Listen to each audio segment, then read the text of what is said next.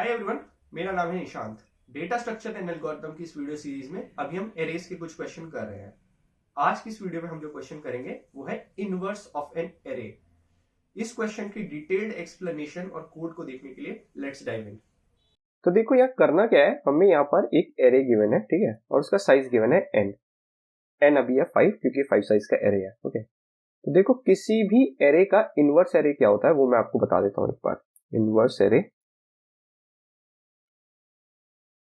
तो किसी भी एरे का जो इनवर्स एरे होता है ना, वो एक ऐसा एरे होता है जिसका साइज तो ओरिजिनल एरे के बराबर ही होता है। ठीक है, तो मैं यहाँ पे 5 प्लेसेस बना दूंगा क्योंकि ये भी 5 साइज का एरे होने वाला है। ठीक है, और मैं यहाँ पे जिसके इंडिसेस है वो भी मार्क कर देता हूँ, जैसे ये 0 है, 1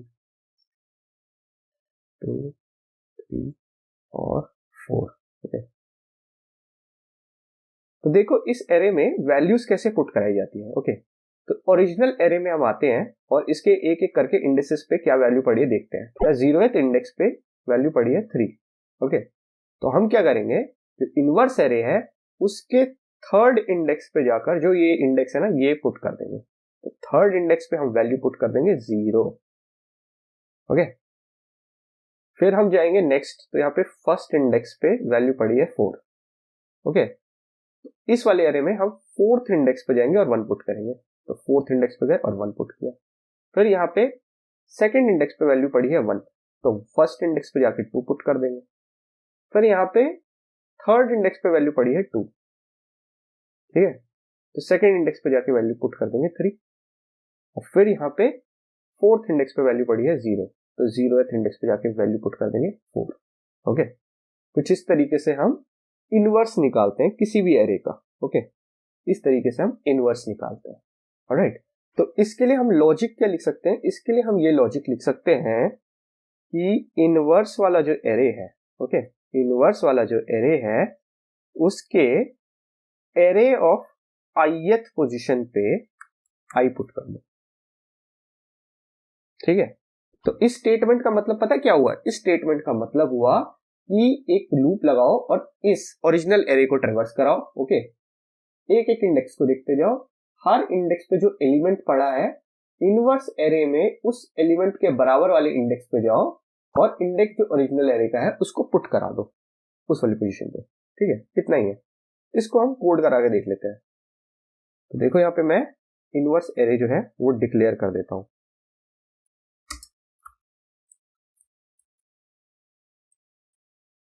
तो यहाँ मैंने इनवर्स एरे के लिए डिक्लेयर कर दिया है और क्या बोला था मैंने, साइज इसका सेम रहेगा ओरिजिनल एरे की तरह। तो मैं एंड डाल देता हूँ। ओके, अब देखो फिर मैंने कहा था कि एक लूप चलाना है, लूप में हमें पूरे एरे को जो है वो ट्रेवर्स कराना है। ओके, इस तरीके से, और फिर मैंने आपको कहा था कि ये वाला जो स्टेटमेंट है ये लिखना है। ओके, तो मैंने यहाँ डाला इनवर्स एरे और इसमें मैंने डाला कि एरे का ith एलिमेंट पे जो एलिमेंट पड़ा है इनवर्स एरे के उस इंडेक्स पे आई को पुट कराओ और देख लेते हैं कि क्या इसने हमें सही आंसर दिया कि नहीं।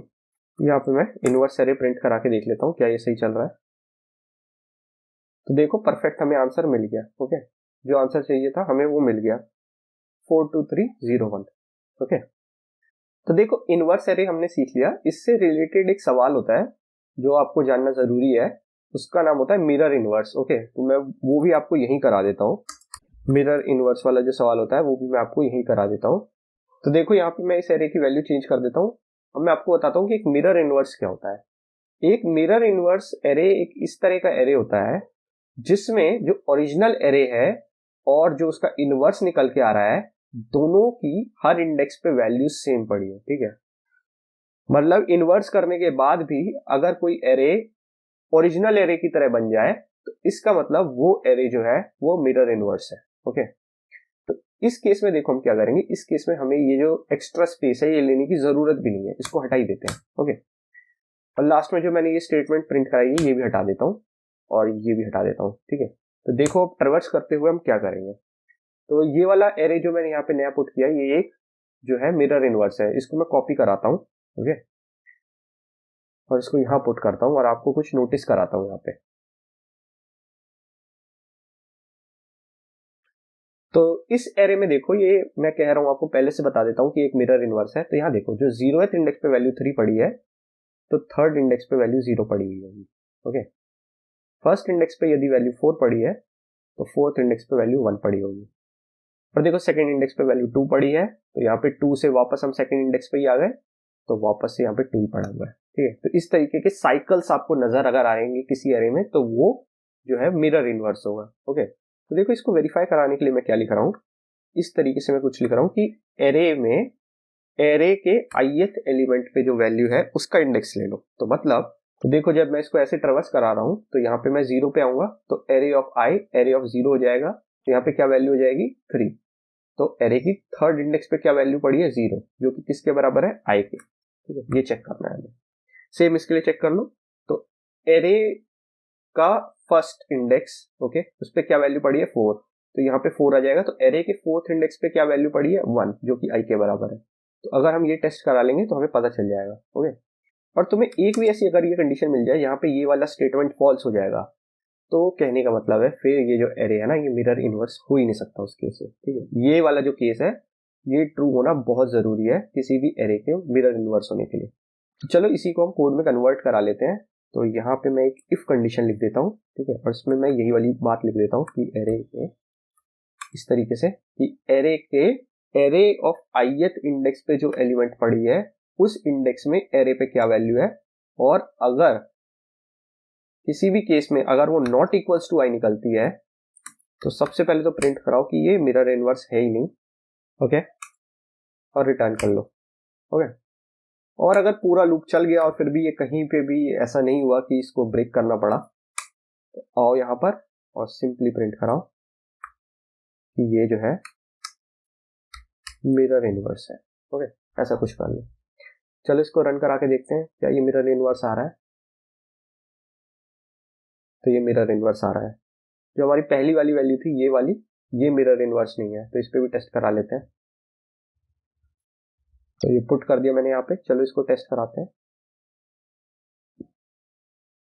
तो ये नॉट मिरर इनवर्स आ गया। ठीक है, बस इतना ही करना है, इससे हमें ये पता चल जाएगा कि कोई एरे मिरर इनवर्स है कि नहीं। ठीक है, तो आई थिंक दोनों बातें आपको समझ में आ गई होगी, कैसे हम इनवर्स निकालते हैं किसी एरे का, और ये कैसे पता लगाते हैं कि कोई एरे जो है वो मिरर इनवर्स है कि नहीं। आगे हम एरेस के और क्वेश्चन करने वाले हैं इस वीडियो सीरीज में। वीडियो को खत्म करने से पहले मैं आपसे एक और बात कहना चाहूंगा कि एंट्री एलिवेट हिंदी में हमने आपके लिए एक बहुत ही awesome full stack web development course तैयार किया है।